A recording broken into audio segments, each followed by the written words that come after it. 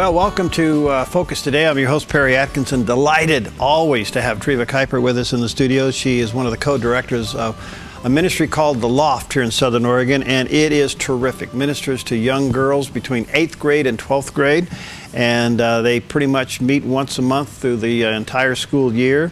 And you talk about a ministry that's impacting young girls. This one does it. So, Treva, you're kind of halfway there? We are. We are. We only go through June, so a few more months.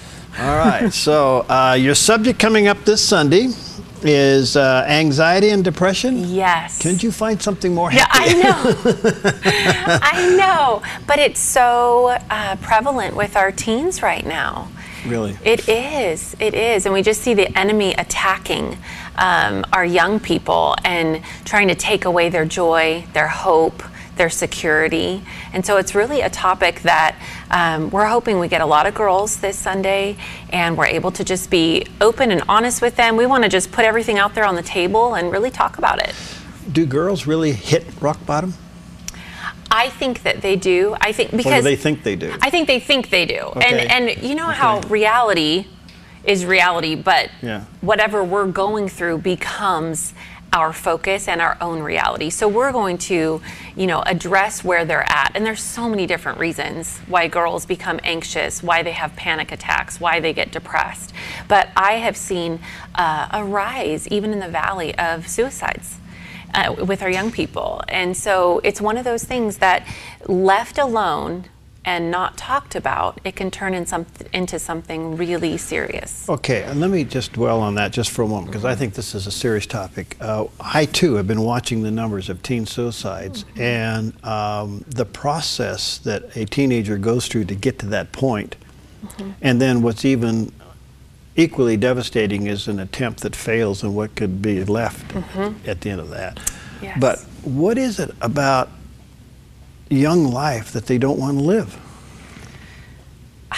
It's such a hard question to answer. What I see is they lose hope. Either they never had hope or they lose it.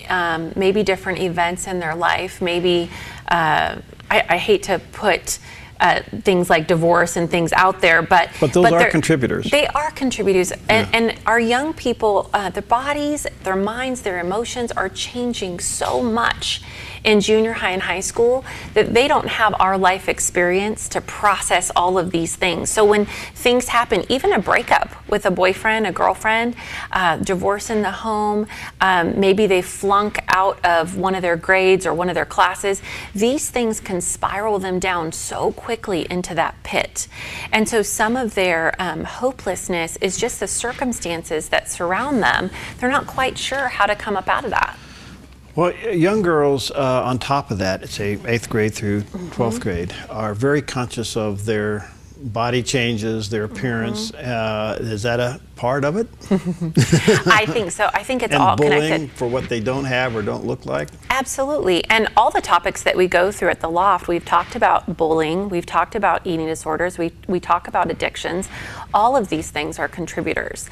And what happens is when they don't feel valued, when they don't feel worthy of someone's love, or maybe they want someone's love, but people keep rejecting them, or at least they feel rejected. These are things that can spiral them out of control. All right, they feel their anxiety and their depression to be very real, almost tangible. And you want to lead them to a faith and a relationship with Christ that is done by faith. It's not tangible.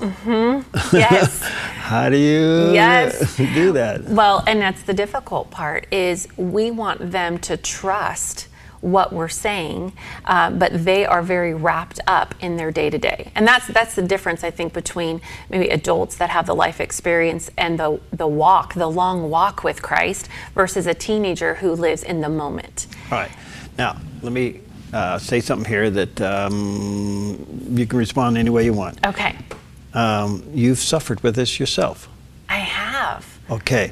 So you can say to a young girl, 8th grade to 12th grade, not only have I suffered with it, I understand it. Here's what I did.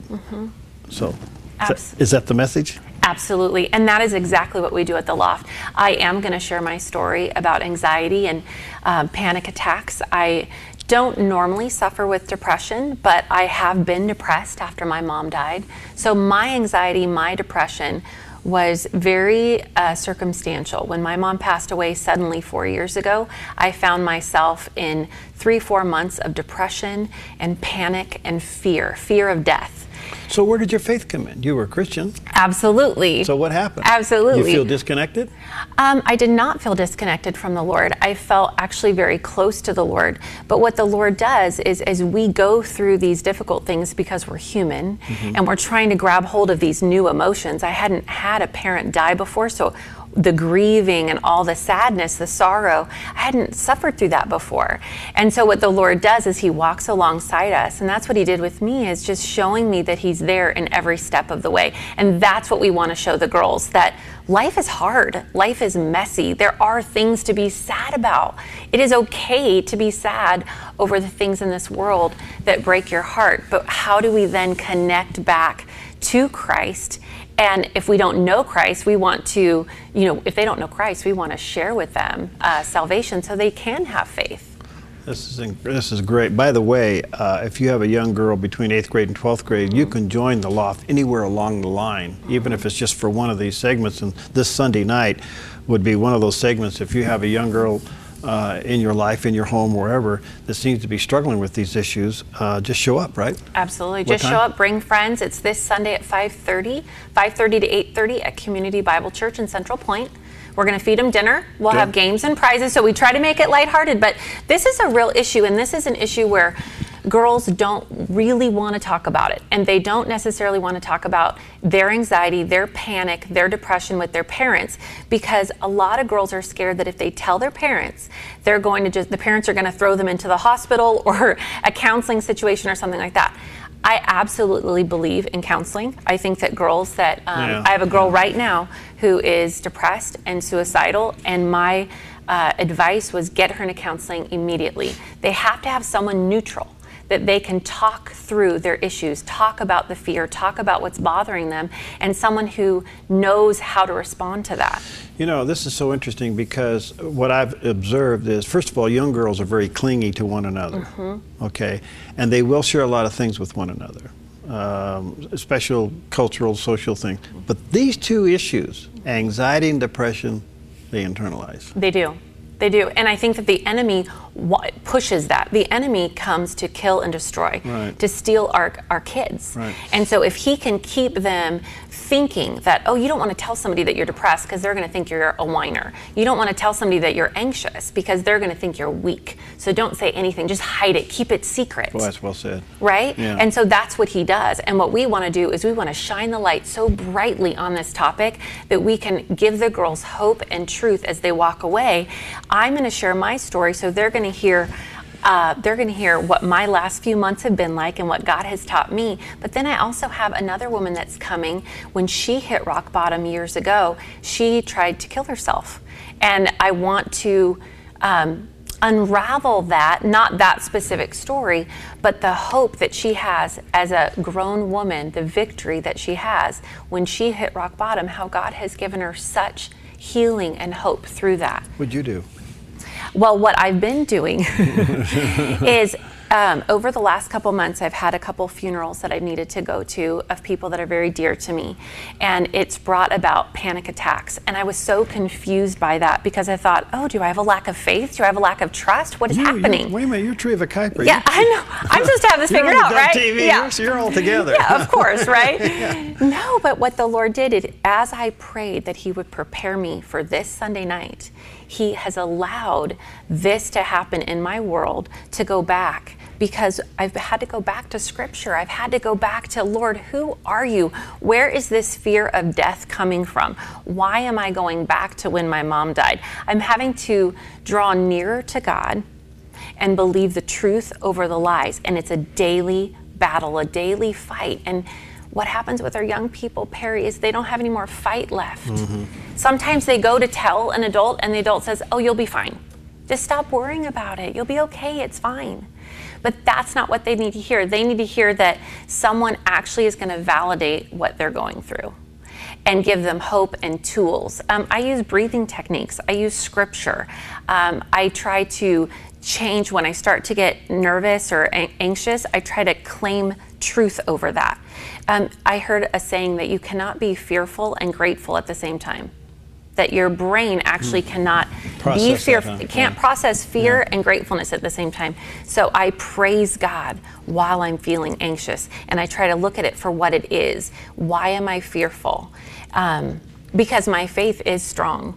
And so that's been a great lesson for me, that it's not always a lack of faith or trust why we go through these things. I think parents who have young girls in this age bracket, 8th grade through 12th grade, have a great sensitivity whether or not their daughter is suffering with this, and trying their best to figure out how to get into the world to help, but really don't know.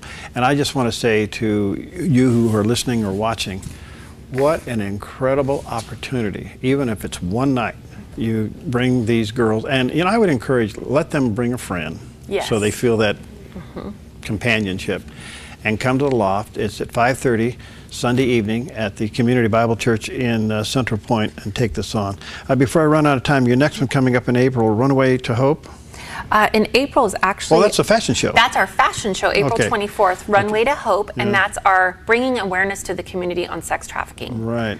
So we're very excited about that event, and then the next time I come on, I'll have more details for it. Okay, we look forward to it. Well, Treva, wonderful. Wonderful.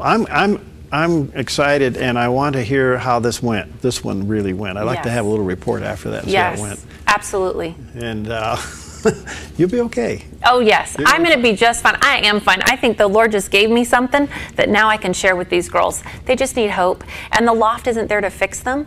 We're there to walk alongside them. So that's what we're going to do. Wonderful. All right, 5:30 Sunday night, Community Bible Church in Central Point. Any girls from 8th grade through 12th grade. Thanks, Treva. All right, we'll be right back. Hi, I'm Paulina, and I work at theDove TV. Did you know that when you support theDove TV, you have a profound impact, not only in our community, but around the world? It's your continued support that takes the inspiration and hope in the programs we produce and makes them available to the thousands of people who are watching these videos online every week. Help bring encouragement and hope to our valley and beyond by making a secure online donation today at our website, thedove.us.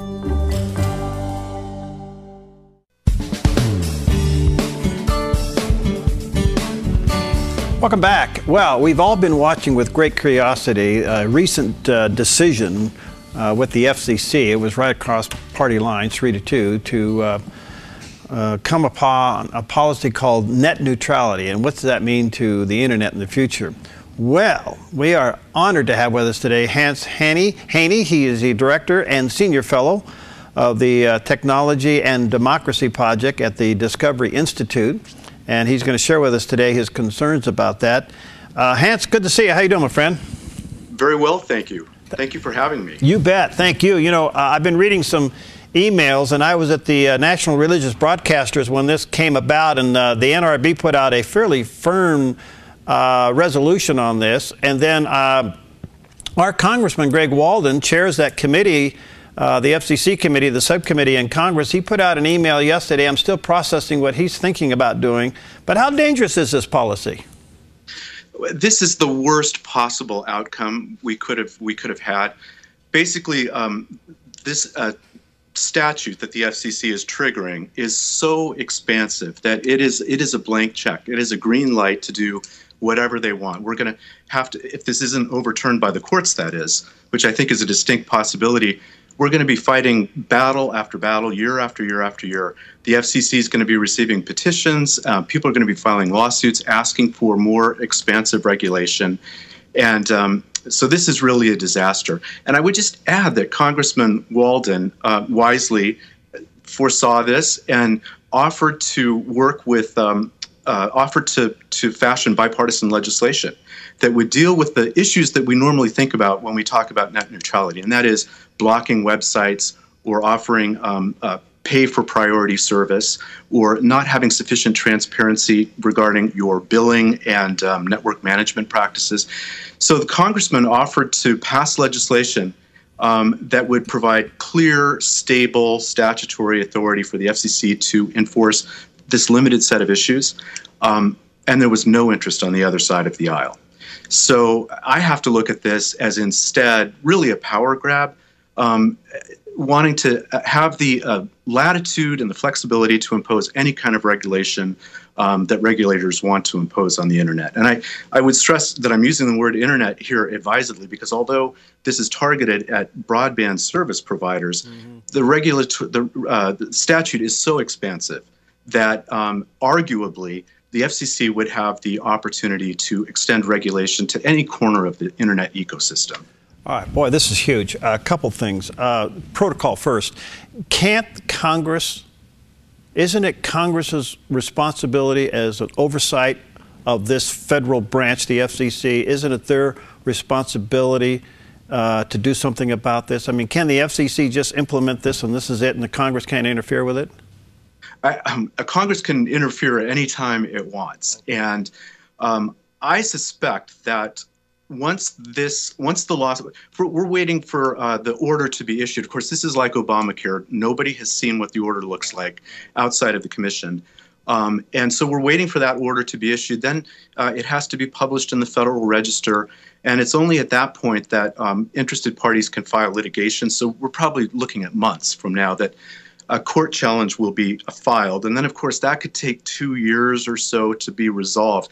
But I have a suspicion that when the 3-judge panel of the Court of Appeals hears the oral arguments in this case and asks skeptical questions, which I'm quite confident there will be skeptical questions, that the other side will hopefully understand that this decision by the FCC rests on very rocky terrain as a legal matter, and that really telecommunications policy, which has always been very bipartisan, we need to return to that. And Congress has a responsibility to update the statute that hasn't been updated since 1996. I can't help but think, yeah, I agree with you, Hance. I can't believe that, but help think that once the liberals really find out that this is damaging across the board, that they're going to have to stop and reconsider this. First of all, it turns it into utility. Secondly, this opens the door for taxing commerce on the internet, which is probably the biggest commerce highway in the world right now. Right, yeah. Yeah, telecommunications traditionally have been taxed at the same levels as alcohol and tobacco. Right. And states would love to be able to extend telecommunications taxes to the internet. We've been fighting this battle. Senator Wyden, of course, is the father of the Internet Tax Freedom Act. But that act was never drafted with this particular set of circumstances in mind. Arguably, now that broadband is a telecommunications service, states and localities are free to tax it like a telecommunications service. The estimates are, $10 billion in additional state and local tax revenues. And then there would also be on the federal end, there would be a 16.6% tax for universal service. Wait till that hits. I can't help but think when people see this, they're going to scream. Now, the other part of it that we at the NRB were very concerned about, once you move it over and make it a utility, then you can regulate it. And by regulating it, you can control content. This now becomes a First Amendment issue. We saw this in education. We've seen it in the military. Now we're seeing it with the internet. And if they can control the content on an internet, then freedom of speech, First Amendment, goes away. Yeah. And, if I could just add here, so the opponents might say, well, there's nothing specifically, you can't point to something in the statute which says that we can regulate content. They would challenge us to do that. And my response to that would be that the FCC has all kinds of ways to exercise its will, direct and indirect, transparent and completely opaque. And I used to be a lobbyist at one point, and, we would get called into the FCC and they would just tell us behind closed doors, we want this problem to go away, fix it, And so a lot of stuff happens that we don't even see. And for anyone to offer an assurance that regulating content would never happen, that's not the purpose of this. It would be, perhaps their intentions are good, but there's just simply no guarantee that would not happen. We broadcasters think that this would be the open door to force fairness doctrine to come back on the scene. This would be the perfect platform to bring the fairness doctrine back. Oh, absolutely. And there's no question that there are people who want to bring the fairness doctrine back and use it as a tool for silencing critics. Right. All right, so what do we do, Nance? We feel hopeless out here. I mean, we got an agency that is doing what the administration is doing. They're legislating by executive order. You have an agency by their form of executive order imposing this on top of the American people with no response. I mean, what do we do? You know, and I hate to sound cynical here, but having been involved in telecommunications policy for many years, there's a perception in congressional offices that voters don't care about this issue. In other words, congressmen and senators never get asked about telecommunications policy when they're visiting their home states or districts. And so this has always been kind of regarded as an issue where if you're a member of Congress, you can kind of vote whichever way you prefer. Now, the other side generated 4 million comments, mostly mimeograph comments to the FCC. The other side has really pointed to that repeatedly over and over again as a significant development, and implying, of course, that there's absolutely no counterweight, that no voters, that is, are on the other side. So this is an issue, I think, where we have to kind of realize that it is a power grab. And for those of us who are concerned about federal government overreach in so many areas of our life, this is just one more example. And the thing about this one is that it's ripe. I mean, that is, it's headed for the courts. There's a chance to do something about this. I frankly think the law is on our side this time, and that there's a good chance that the courts are going to overturn this, and Congress will have the opportunity to act. And I hope they do that. To the extent that voters care about this issue, I mean, that would help a lot. A couple things here, Hance, before I let you go. One is, isn't it interesting that Oregon's kind of in the center of this, because you got Ron Wyden's bill, Senator Ron Wyden, and you got Congressman Greg Walden. At least Oregonians should be responding to both their U.S. Senator and their sitting congressman on this issue to fight it. By the way, since you're somewhat savvy on the telecommunications issue, have you kept up with the concern that we LPTV operators are facing? On the repacking, the spectrum repacking issue. Oh, absolutely. This is a train wreck, another train wreck waiting to happen. Yeah. Okay, well, I'm hot in that debate too. Hey, I appreciate this much. You're welcome to come on anytime that you need our help and to keep us informed of what's going on with this issue. Oh, you're very kind. It's been a pleasure. Thank you. All right, thanks, Hance. All right, we'll be right back. Hi, I'm Paula, and I work at theDove TV. Every day we get letters and emails from people who've been encouraged, blessed, and challenged by the programs on theDove TV. But we couldn't do it without you. Did you know that more than 90% of our income comes from people like you?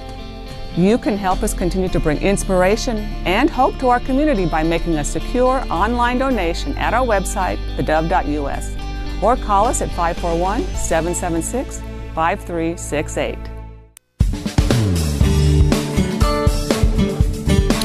All right, welcome back, and as always, a delight to have back in the studio with us Bob Just, and Bob's been around Southern Oregon. Well, he's just an old dog. A long time. He's an old dog, and he writes for WorldNet Daily. You see some of his articles. He has bobjust.com, and lately he's been MIA, but we found him, we rescued him, we got him back. He was missing in action in New York City, of all places. New York City. Good to see you, Bob. Thanks for coming in yesterday and today. Happy 5 years. Thank you. Congratulations. Thank you. Wonderful adventure. Quite a ride. Yeah. All right, let's get into it. Prime Minister Benjamin Netanyahu gave what I would say is a historic speech. I think it will go down in world history. So many things from that speech. I think we saw somebody for the first time in 6 years act presidential. It was said that isn't it a sad day when you have to have a foreigner come to our joint session of Congress and act like an American. One Fox News commentator said she had leadership envy. Yeah. We wish our leader was like Netanyahu. This is what statesmanship looks like. This is what a head of state looks like. Right. This is what presidential looks like. I was, now look, I was stunned after the speech, and we will get into bits and pieces of the speech, but I was stunned at some of the comments after the speech. Some people actually called him childish, a crybaby, go home. And you saw some of the lists, and these are people that were not only on the floor, some others who weren't there and still said it and went right to the cameras after and heavily criticized him.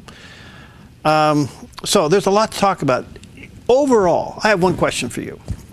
Okay, fire away. One question. What is it about this administration that wants and allows Iran to have anything nuclear? You know, what you're going right to is the heart of this, and that is appeasement. And appeasement is kind of a mystery. It really is.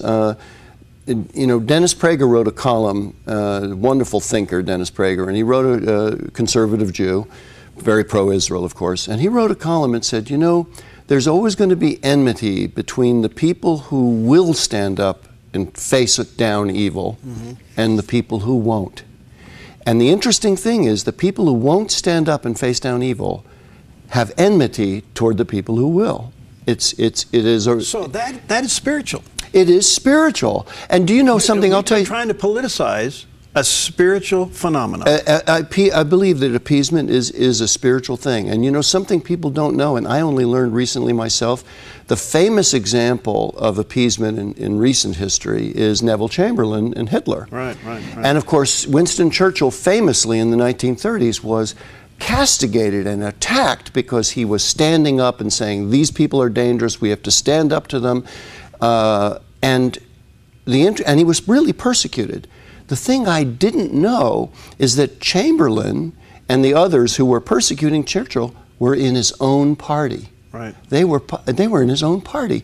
And they ostracized him, they tried to destroy his career. Not only did they try to remove him as a political leader from office, but they tried to undermine his ability to make a living through writing. They literally tried to destroy him.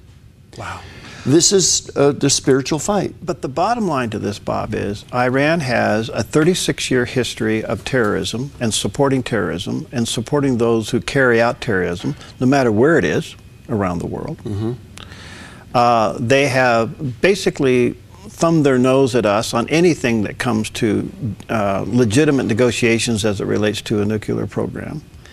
I think one thing that the Prime Minister did yesterday was point out the fallacies of the proposal that's currently on the table, and that was his job. Right. But I go back to the central question. What is it about Barack Obama that he would even allow Iran, with that kind of a history, to have anything nuclear? What is it?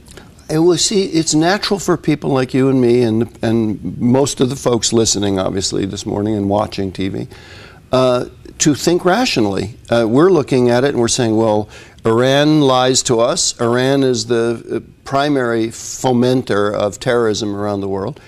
They are a source of real evil, and they were part of the axis of evil that George Bush called out. And they lie to us. What is it about them that we think we can make a deal with? Yeah. And it goes back to the spiritual dimension. I'll never forget when my father taught me the word rationalization. I remember where I was sitting, the dining room table, because I understood the core principle of it. People use their rational mind in order to create constructs that help them to avoid God's truth. So they're rationalizing what they want to do. You know, I shouldn't eat that ice cream. You know, I've said I wouldn't, and I'm overweight, and I want to diet, and you know, da-da-da.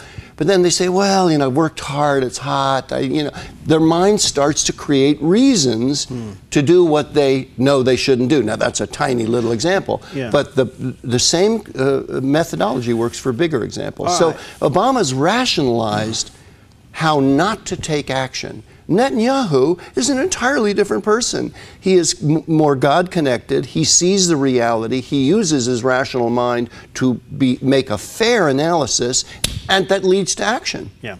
Boy, that's well said, because what we have here now is our relationship.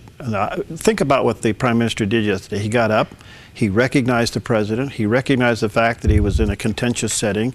This is not political. I'm doing my job as the leader of my country and my people to protect it. Right, and he honored him. And he honored the president. He honored Harry Reid. He honored John Kerry. And then he gave his reason for being there. Right. What was in the speech, from your perspective, that would have ignited the administration to say nothing new, We don't need this, and to have the incredible, almost visceral reaction that it did to the Democrats? Well, again, you're hitting on what I think is a core question for not just this issue, but for what's happening in the country. We have a political party that, and you know, I've written about this for, 15 years. We have a political party in this country that is no longer in any historical sense an American party. It serves itself. It's a one-party, the Democratic Party, and it's my party, as you know, and I remain a Democrat so I can criticize my party from within with articles like My Un-American Democratic Party or Fascism, Corruption in My Democratic Party. That party no longer serves America. They serve their own ideological interests, typical of the hard left.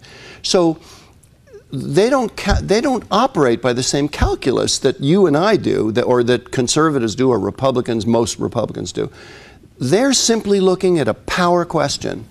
Is it good for the party? Is it good for Obama? Is it good for this administration to support Netanyahu, or does it run against our power? And they made a decision that it runs against our power, so they don't care about the seriousness of the issue, the credibility of Netanyahu, the reasonable points he's making. They don't care. Right. I mean, that's a scary reality. It's very scary, and it's content for lots of shows. But let's come back to the Prime Minister yesterday. Yeah. It gets down to this. Why did he come? He came because there is a proposal on the table from the United States to Iran that is very dangerous. And he said, currently the talks with Iran offer a very bad deal. Take a look. The greatest danger facing our world is the marriage of militant Islam with nuclear weapons. To defeat ISIS and let Iran get nuclear weapons would be to win the battle but lose the war. We can't let that happen. But the deal does let that happen, because it basically says, all right, well, yeah, let's agree now not to really do anything big, but in 10 years all this comes off the table. And there's another addendum to the deal. Iran, not the United States, but Iran could pull out anytime they want to pull out. Right. What kind of a deal is this? It's a fraud. And I have to say, so much of what the Obama administration has done is a fraud. It connects to him saying, if you like your doctor, you can keep your doctor. If you like your plan, you can keep your plan. They just don't mind lying, because the leftist rationalization is that they are so right in what they believe and so determined that what they believe is true that they will do anything to enthrone it. And that includes lying. The analogy, by the way, even going way back in my childhood, my youth, the analogy the left uses is, well, if the Nazis came to your door and you were hiding a Jew in the attic, you would lie to the Nazis, wouldn't you? And of course, common sense people say, yeah, you would. Well, they take that and drive a truck through it. They apply that to everything, because we're so bad and they're so good. So what basically we're saying is, all right, we're going to take the .30-06 out of your hand, but we're going to let you have a .22.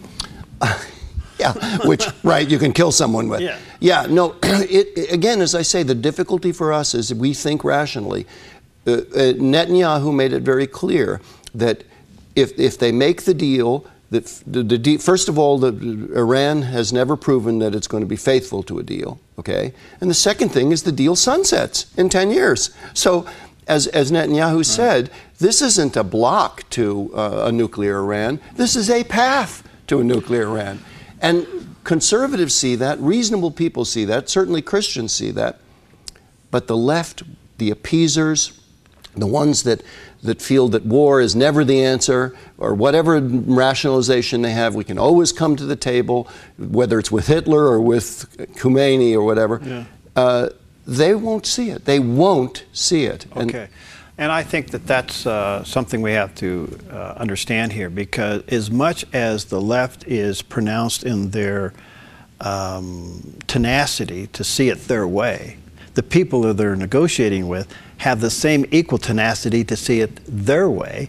So you got two groups who lie to bring about their means. So how can you trust either one of them to make a deal that would be solid for those of us who think rational. Right. And that's why I said yesterday that I'm hoping the presidential candidates will weigh into this. I was glad to see Dr. Ben Carson announced a exploratory committee yesterday on Bill O'Reilly's show on Fox News. The candidates, the presidential candidates, have some leverage. Because when they're running for president, there is a possibility, sometimes reasonable, sometimes a long shot, but there's a possibility they'll be president. And if they weigh in and say, and question what's happening and saying, I'm not going to agree to anything Obama agrees to if the Congress has not signed off on it, the Senate specifically, with all the information on the table, has not ratified this, I will not abide by it because this is a bad deal. And just made that statement. Of course, it would cause a firestorm. Well, the whole purpose of the Prime Minister being there yesterday was to basically derail the proposal that's on the table.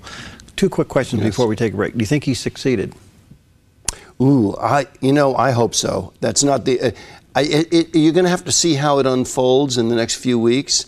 I think it certainly has gotten the Obama administration kind of back on its heels. 40 times he was interrupted with applause. He had the crowd, even bipartisan for a while, even though they stood and they went out and criticized him. But to watch that event, he had the crowd. And it's now on YouTube. Yeah. It's not only in full-length speech, but in segments. Yeah. Like the Dove covered it yesterday, and it's on the Dove website, and it will stay on the Dove website. People will start accessing it. It's going to have an influence. One other quick question. I got to take a break. Was he a prophet yesterday to the world? I believe he absolutely was. You and I have talked to him in that context, talked about him in that context for some years because of previous speeches of his, particularly his last speech a few years ago. Yeah. Yes, I think what he has done and why he had to speak to Congress is he had a moment in time to draw a line historically and say, this is where we are. And if we continue going in this direction, there will be war. And he did say that. There will be war. And Israel will stand alone if it has to. That's what I want you to comment on. He did say Israel will stand alone, but he chooses to have Israel stand with the United States. I want you to comment on that. We'll be right back with Bob Just.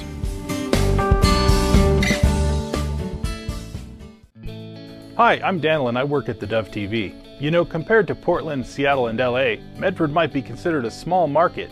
But at theDove, we're excited about the opportunity to make a big impact right here in our community. And you help make that happen. Did you know that more than 90% of our income comes from people like you? You can help us now by making a secure online donation at our website, thedove.us, or by phoning 541-776-5368.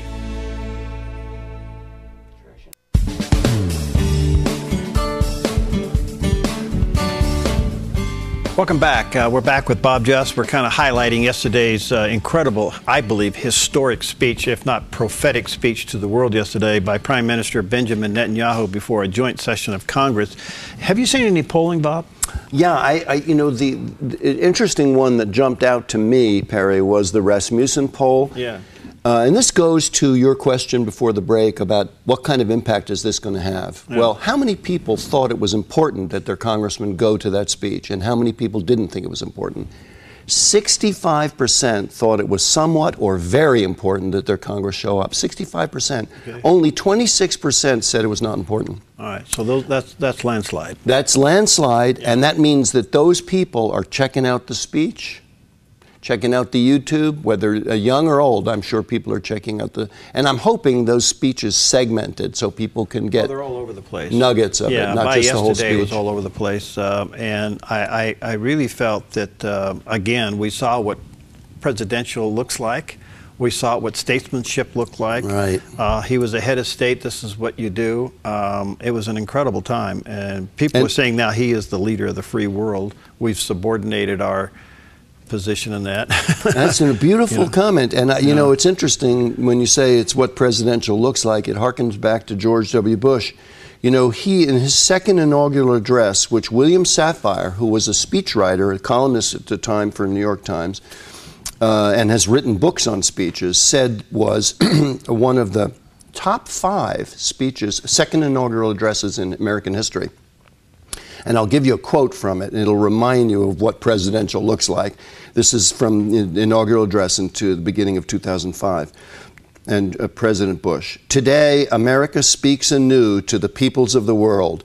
All who live in tyranny and hopelessness can know the United States will not ignore your oppression or excuse your oppressors. When you stand for liberty, we will stand with you. Wow. Now, take that. It's 10 years ago. And overlay some of the highlights that you had yesterday from Prime Minister Netanyahu, because I think it's incumbent upon Christians to watch this speech from another lens, through another lens, and that is look for the things that resonate with your faith, because he was speaking to evangelicals. Yes. Yes. Give some of those highlights. He was. Yeah. Well, first of all, you remember how he began the speech. Greetings from Jerusalem, our eternal, undivided capital. Eternal. That's speaking right to Christians, evangelical Christians especially. Okay. He talked about defending our common civilization against common threats. Common civilization, Judeo-Christian America. And he knows, and by the way, famous Israelis like Natan Sharansky have written about this. Netanyahu knows that Europe has gone secular. Right. Europe is the secular world. Right. America still shines the light. It's still what the shining city on the hill that Reagan talked about, and of course goes back to Winthrop. Netanyahu knows that. So when he says the days where the Jewish people are passive before enemies who wish to annihilate us, those days are over. And he knows how Americans feel about that, because that's talking about standing for not just survival, but standing for liberty. He also says America and Israel are more than allies. We're like family, mishpucha, which is a Yiddish word meaning family, a close family. We have disagreements, but we must always remember we are family. Again, why? Judeo-Christian Western culture. That's what Israel stands for. That's what America stands for. All right. Now, along that, he said the current sanctions should be lifted only if Iran stops exhibiting bad behavior and not before. He said that the United States and Israel need to stand together to fight what's described as Iran's terror. Take a listen. This deal won't change Iran for the better. It will only change the Middle East for the worse. A deal that's supposed to prevent nuclear proliferation would instead spark a nuclear arms race in the most dangerous part of the planet. All right. Well, let me point out a couple things there. One is he carefully said that the information that he's sharing could be Googled. Yeah. Right. Okay. So he wasn't speaking out of intelligence or confidentiality. Not revealing any secrets. He wasn't revealing any secrets. It's all out there on the internet. So it's all out there on the internet, which is a direct challenge against Secretary of State John Kerry and what he is saying.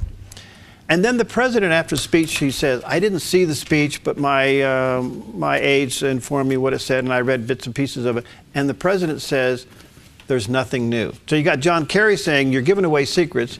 You got the president saying there's nothing new in it. And you got the prime minister saying what I'm sharing with you is readily available on the internet. Right. And so, but it's a warning. He drew a line in the sand. He absolutely did. And the thing is, it's disingenuous to say there's nothing new or that he had no plan or no way forward.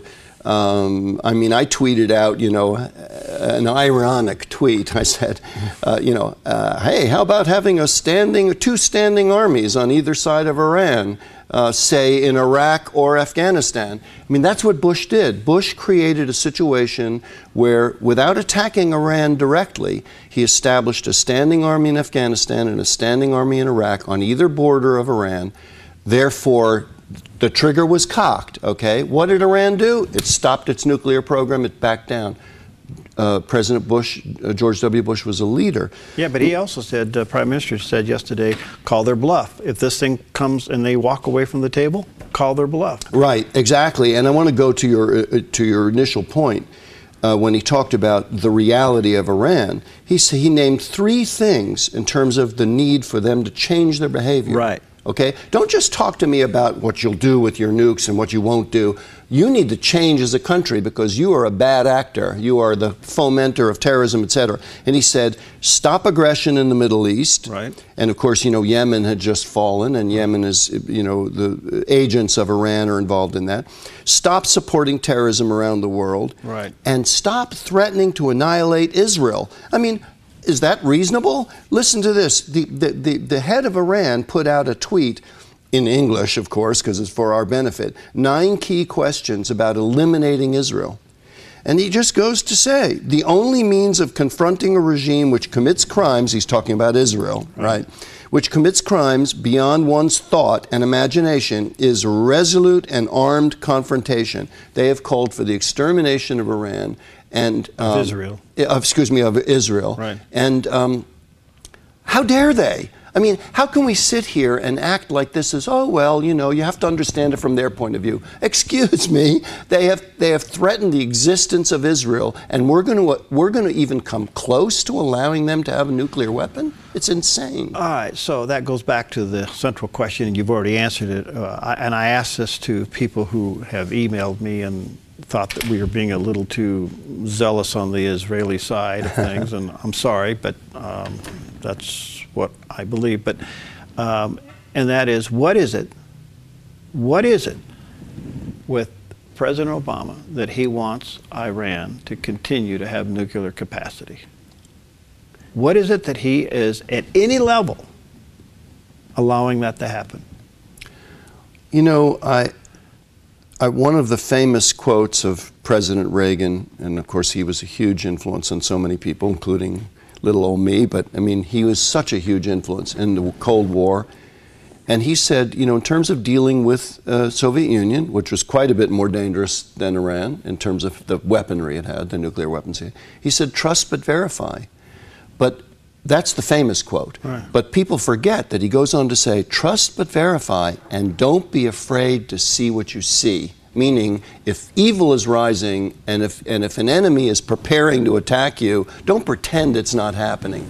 And what the Obama administration is doing, because I believe it's afraid to see what it sees, because it's an appeasing administration, is they're pretending that a deal, that words on a paper, you know, peace in our time, as Neville Chamberlain says, is going to have real impact. And most sensible people know it's not. Before I run out of time, I only got about 2 minutes left, Bob. Do you think it's possible that what the Prime Minister was saying yesterday is, folks, we want you to be with us, but we're ready to go at it alone? And basically what he's saying is, we're going at it alone. A nuclear Iran in our part of the world is not acceptable. It's an existential threat for Israel. Israel, as any nation, has a responsibility to its people, survival being number one, you know, security. And the ramifications of this for Americans, we have to think soberly about. He basically said, if this continues to go forward, it's inevitable there will be war, and as you said, and Israel will do it even if it has to go alone. Okay, that's on the table. The reaction from Iran and the radical Islamists is going to be attacking America, shutting down the Straits of Hormuz if they can do it, cutting off oil. All of these things are going to affect us. Yeah. This is a global problem, and we as a superpower and as a global leader can't pretend that it's not our problem. We can't pretend that, because guess what? It is our problem. Yes, it is, very much so. All right, so let's say the president goes ahead with his policy and goes ahead with this deal. Got 30 seconds. Can Congress and should Congress interfere? I think it should do everything it can do constitutionally, and I believe the Senate has a responsibility to ratify it. And yes, I think it should be as confrontational, and I think the presidential candidates have a role to play in this, because they better speak out now. They better speak out soon. Okay. Thank you, Bob. Thank Good to you, see you. Perry. I'm glad you're back in the loop. It's a great pleasure to be on the air with you. Move home, will you? Come back west. Don't stay out east. All right, we'll see you next time on Focus Today.